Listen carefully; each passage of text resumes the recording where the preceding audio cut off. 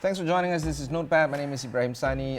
In the studio right now, we have Tsao, the co-founder of Gobi Partners. If you don't know anything about Gobi, think about Takwa Tech. They have been around in Malaysia for quite some time now, and they are supporting some startups that are forcing through the market that brings about some Takwa solutions. Of course, Thomas started Gobi Partners back in 2002. Gobi is a regional platform that supports entrepreneurs from early to growth stages, and has expanded to 15 locations across Asia, but they're doubling down in Malaysia. Thomas, thanks for coming over. We've had quite a bit of touch and go kind of meetups through forums and stuff like that, but this is the first time I'm having you on the show, and I'm very excited to have you on.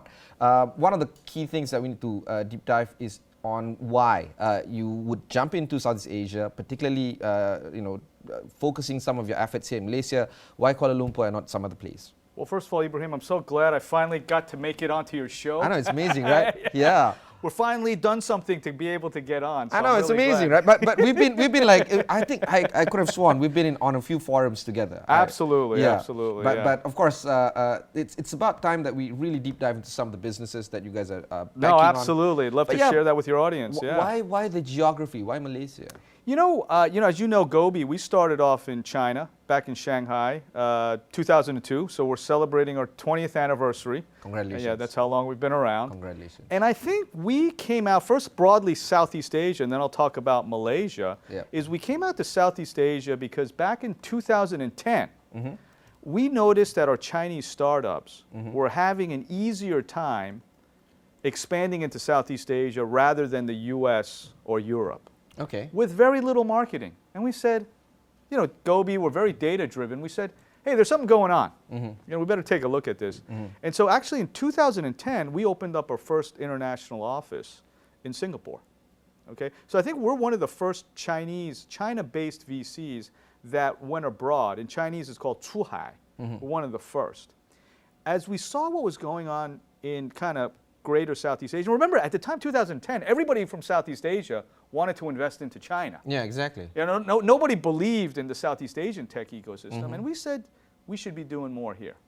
Because I think at Gobi, we always believe in serving underserved markets, leveling the playing field, giving every entrepreneur a chance to be part of this bigger global problem-solving ecosystem. And as we saw the data, we said, hey, something going on in Southeast Asia. And then in 2015, again, we doubled down. I moved my entire family from Shanghai. We relocated to Kuala Lumpur, right? And that's when we came up with the strategy. Most of my friends at that point were trying to connect China with the US. Makes a lot of sense. The two biggest markets in the world. They were doing east to west. And I think they were doing a great job. Gobi decided to go north to south. We wanted to connect Northeast Asia with Southeast Asia. And of course, as a VC, we needed to come up with a catchy term. And our team came up with crouching panda, hidden tapir, north to south. And at the time, everybody thought we were a little bit a bit ambitious or crazy, foolhardy. Yes, a little bit ahead of the curve Yeah. if they were nice, a little crazy if they were not nice. They thought, why would you do that? Southeast Asia is so far away. Yeah. And then recently, I was just in Singapore. There were 6 conferences with the F1. The whole world is looking at Southeast Asia, right? So it's amazing how if you look ahead, you see the trends coming, and now it really is. It's not only Southeast Asia's time; it's Malaysia's time. Yeah. And of course, why Takwa Tech? After the whole geography conversation, I think deep diving into an area where not many Chinese VCs are thinking about. Is that one of the reasons why you went into Takwa Tech? Well, absolutely. And I think, again, our kind of investment framework around Takwa Tech probably could only happen because we located our headquarters in Kuala Lumpur, right? So I think, Ibrahim, you were asking, so within all the great countries in Southeast Asia, why did we decide to put our HQ in Malaysia? Because I think many people have asked, hey, why not Singapore? Hey, Tom, why aren't you in Singapore? Why are you in KL? Right? And I think when we go back to Gobi's history, again, we were one of the first VCs to set up in Shanghai when everybody was in Beijing, right? And I think, again, we saw an opportunity here in Malaysia when everybody, maybe in other cities in Southeast Asia, and the reason's quite simple. I think Malaysia, and I've said this before, is a super connector. Okay. And what do I mean by that? if you locate in Malaysia, and this is going to tie back into Takwa Tech, is you can access 5 of the most exciting trends in Southeast Asia So what are those 5? And even the world. The first one is, right, from Malaysia, given the cultural, religious similarities, you can use Malaysia as a base into Indonesia. Okay. Right? So Indonesia is one of the 5 Indonesia, trends. right? 2, Malaysia is very diverse. You know, great Malaysian Indian community. From Malaysia, you can, access India, right? Malaysia, again, the beauty of Malaysia is diversity. Very strong, robust Malaysian Chinese community, right? The Malaysian Chinese speak multiple languages. You can use Malaysia as a hub back into Greater China. Malaysia used to be part of the British Commonwealth, right? People speak fantastic English, British kind of the training system, common law.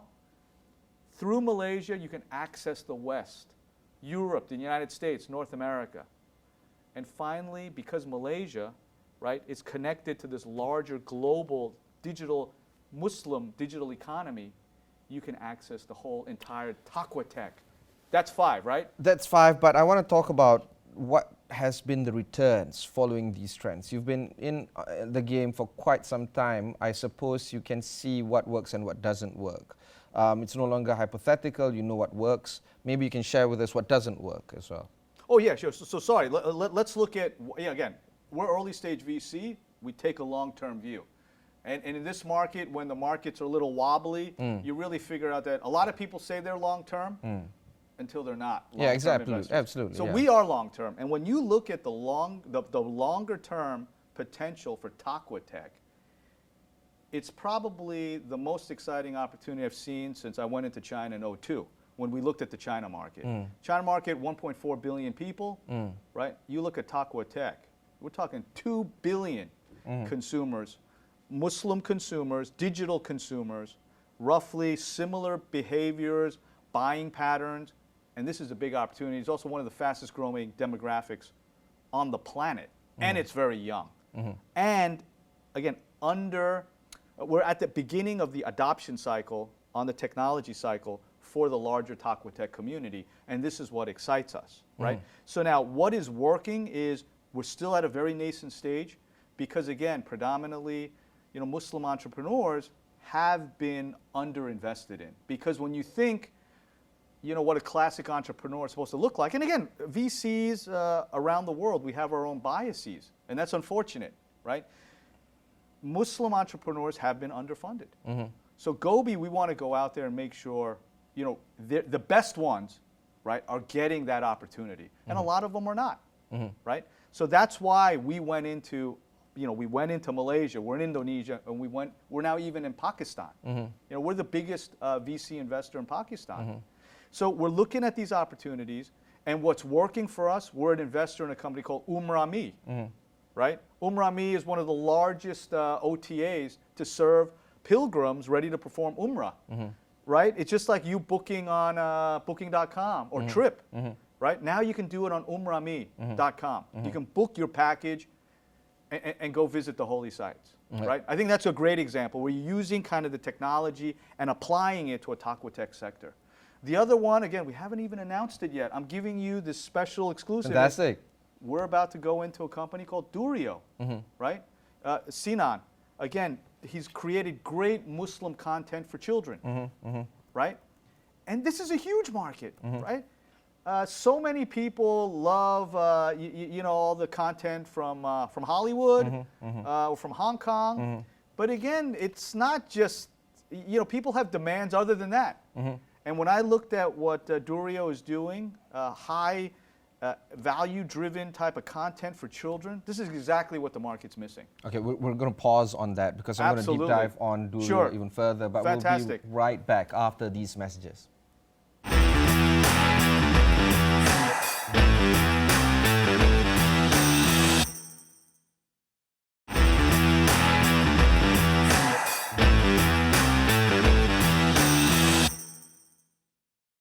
Thanks for staying on with us. I have with me in the studio Thomas Tsao of Gobi Partners. Now let's talk more about Durio. If you don't know what Durio is, these are the producers of Oma and Hana, the Islamic cartoons. They have garnered over 3 billion views and 6 million subscribers on YouTube. They are broadcasted over 25 countries. My own children watch Oma and Hana, and ironically enough, my children are named Oma and Hana. Well, there you go. I mean, you can't make this stuff up, right? They are like my second boy is my second kid is Oma, my eldest is Hana. But where's the money in terms of content? People don't normally see content creators as scalable unless you own the platform. Say, for instance, like YouTube or TikTok, stuff like that. Where do you see the exponential growth is going to come from a content producer like Durio? Well, I think it's fantastic. Without saying too much, because I don't want to steal the thunder from Sinan. Come on. Yeah, well, look, spill the beans. Look, I think, again, Sinan, again, and that's what we're seeing in Malaysia, are entrepreneurs are on their second, third startup. Yeah. Right? So Sinan, I think, has learned a lot. He's gone through, again, some challenging periods and has come up and done fantastic things. He's had tremendous success. He's also faced challenges. He's now got this startup, and you're exactly right. Content scalability is always an issue, and that's why I think Durio, without saying too much more, is also not only doing content, but getting into the platform, right? As kind of a global distribution. Again, not too ambitious, selected markets in the beginning, but as a content platform to attract all those amazing content creators who are interested in creating this type of Takwa Tech content, right? For an audience that's starving for it. And you're absolutely right. Yes. Okay, let's go back to Umrami. Again, Yes. The OTA platform, again, we're talking about scalability prospects of it. Where is the tech? Where is the growth prospect? So I'm just trying to see how you're banking or selecting your portfolio companies here. Well, again, we put all our entrepreneurs through the most rigorous selection, right? So when we're evaluating, or in our industry, we call it comping, which is short for comparing, the entrepreneurs we're seeing in the Takwa Tech space, we're comping them against the best entrepreneurs I've seen in Silicon Valley, the ones that I've seen in China, in the Greater Bay Area, all around the region. And we're comping them against that. And only if they can meet that, this rigorous selection, do we decide to invest into them, right? Okay. So when you look at an Umrami, what did we like about it? Gobi has been a very active investor in the travel space, and we've had some success. Right? When we looked at it, they showed the same type of growth characteristics. And most importantly, the team is fantastic, right? Again, they have a team around the world, but primarily focused in kind of the Middle East. The team is very experienced, built out great relationships with stakeholders in the ecosystem, and rolled out a technology platform that is #1 right now for the Umrah market. They have opportunities now to expand into the Hajj, right, travel, but also using the Gulf. You know, places like the Kingdom of Saudi Arabia, fantastic travel opportunities, but it's always been kind of closed. And now the government wants to promote the kingdom, right, as a travel destination. Incredible sites, diving, nature, wilderness, and it's never been seen before. Yeah, the issue, of course, is the global macroeconomic conditions are very poor. In fact, in a forum that I attended, MDV was hosted by MDV a few weeks ago. Yes, of course. We're talking about the forum that I specifically moderated was called the winter in VC, or winter investment opportunities in VC. Yeah. Is that something that resonates with you as well? Are you looking at a winter situation here? It does and it doesn't, right? Because Okay. Ibrahim, like, I think you can tell, I've got enough gray hairs. I've lived through like 5 of these winters. The world is falling, the sky is falling. It's already happened 5 times, right? We lived through the '97 Asian financial crisis. Yeah. Gobi was set up in 2002. The next year we hit SARS, right? We almost folded then, right? After that was the 08-09 great, I don't even forget what they call it, great financial crisis. That's or right. the recession, right? That's already 3. And then, of course, what happened? We hit the pandemic, right? And so each time, and now, right? We just came out of the pandemic, and now we're in this other. That's 5 already. Each time, so yes, it's very painful for families out there. So we all understand that, but right, these things always move in cycles. So what we've learned is, just like 2 years ago, things weren't as great as everybody thought. and things are very challenging, but again, we're going to come through it. We're going to make it through because that's how the market works. As an early stage VC, we're experienced enough.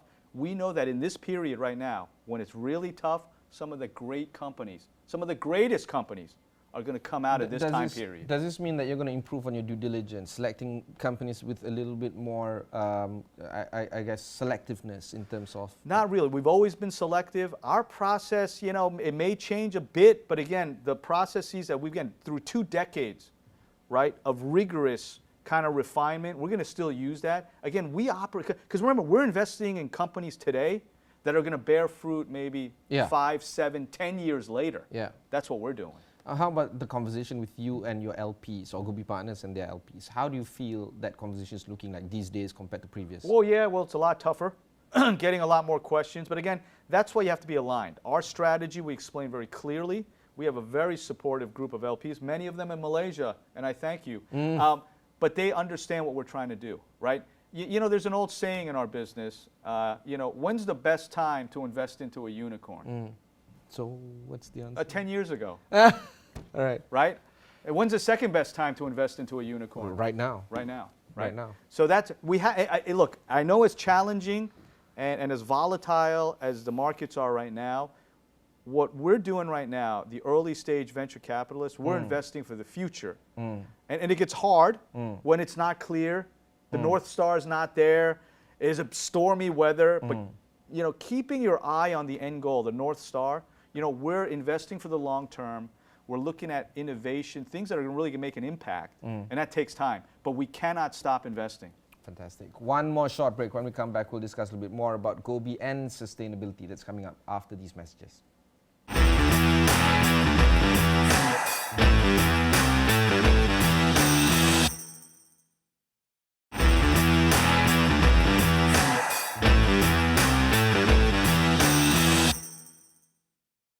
Thanks for staying on with us. I have with me the co-founder and partner of Gobi Partners, the VC that is focusing a little bit more on Takwa Tech. They have been in this country for quite a bit. And of course, Thomas, sustainability is no longer a trend, a passe kind of thing. It is baked into business models and has to be so. In fact, I've had enough conversations in terms of how businesses are more profitable and has the longevity to their name if they focus more on building a business model based on sustainability. But we're talking about startups who might have to bootstrap, who might have to kick down a few tables and, you know, be a little bit more rough in terms of how they capture the market. How do you feel on issues when it comes to startups growing their business, trying to find the product market fit, trying to grow their user base, but at the same time, you know, thinking about sustainability and ESG and all the other stuff in between? Do you feel that this is something that is even adding a little bit more burden to how they grow their businesses? No, I don't, because at Gobi we're looking forward to the day, and at Gobi again we're a signatory to the UN Global Compact, so the best international standards around ESG. And what I can say is we look forward and we foresee a world one day where right now, I mean, nobody brags that you're doing financial DD or legal DD or HR. It's expected. And we're moving towards the day where ESG DD is just going to be normal. It's going to be something you just put into your process. It's a normal part of the process. We're right now at that kind of early phase, that adoption period where it's kind of novel and people are still kind of talking about it. But I foresee the day where, I mean, the really question is going to be like, it's going to be weird if you don't have it. Yeah, absolutely. Right? So I think that's what's going to happen. But will this drive cost up? Will this slow down processes? You know, that kind of thing? It may, of course, right? But even now, right, when we do kind of, you know, the background checks, these are things you have to do. And I think ESG is going to be baked into that. Now, some of the costs you're talking about, I think what governments can do is level that. For example, we're in a lot of food delivery or e-commerce companies that operate in the packaging space. And here's where I think there's an example, right? Plastic, unfortunately, is less expensive. Okay. A lot of our companies want to move into more environmentally friendly, biodegradable packaging. Okay. That does cost more.